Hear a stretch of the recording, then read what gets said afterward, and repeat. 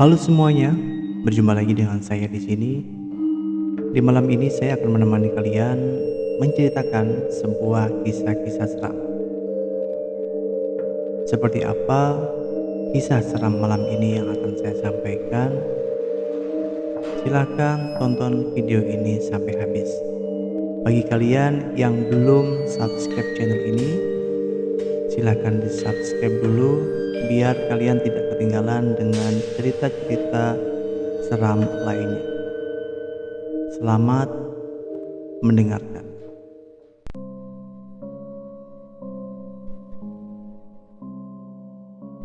Kisah cerita horor dan mistis ini dialami dua orang yang bernama Toto dan Heru, yang waktu itu sebagai panitia reuni akbar mendapat tugas menyebar undangan. Karena undangan yang harus mereka sebar cukup banyak, maka sudah mendekati tengah malam barulah mereka selesai. Menjelang jam 11 malam, dalam perjalanan pulang, mereka harus melewati jalan utama yang di sisi kirinya adalah sebuah sekolah swasta dan di sampingnya sebuah asrama biara. Sebenarnya ada rasa tidak nyaman saat mereka akan melewati tempat itu, karena sudah menjadi rahasia umum kalau sekolah dan biara itu angker memiliki kisah-kisah seram. Tapi mereka tidak melewati sekolah dan biara itu. Mereka mau lewat mana? Karena jalan itu adalah satu-satunya jalan arah pulang mereka. Semakin mendekati lokasi biara dan sekolah itu, hawa mistis mulai terasa. Udara terasa sangat dingin menggigit, suasana sangat sepi, bahkan bus malam yang biasa melewati jalan itu seolah tidak mau lewat.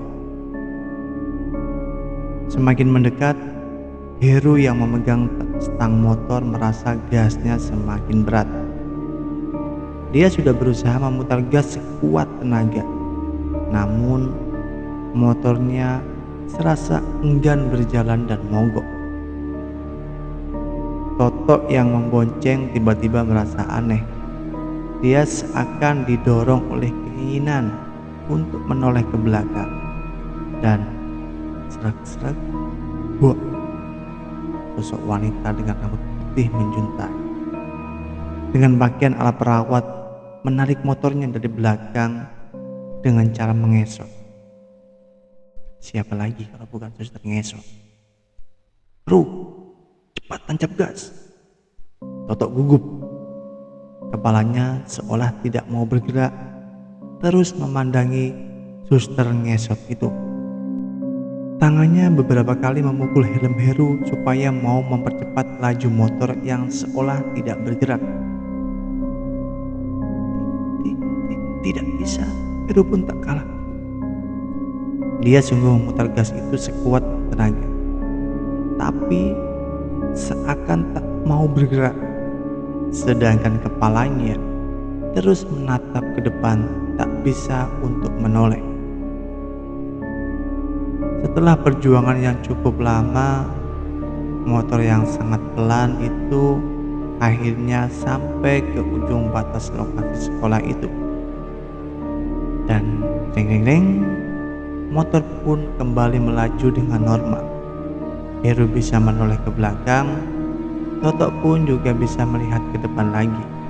Namun, nafas mereka masih memburu. Beruntung, tak lama kemudian sampai rumah dan melepaskan rasa takut itu. Jadi teman-teman, pesan dari cerita ini adalah sebenarnya sesuatu hal yang sudah menjadi bayangan kita, yang sudah masuk ke otak kita, itu akan menjadi seperti nyata, seperti dalam kisah ini.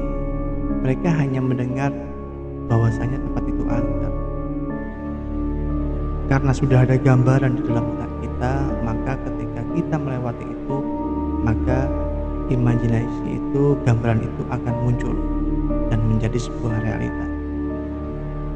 Semoga cerita ini bisa menghibur kalian, membuat tidur kalian lebih nyaman. Selamat tidur dan sampai jumpa di cerita berikutnya.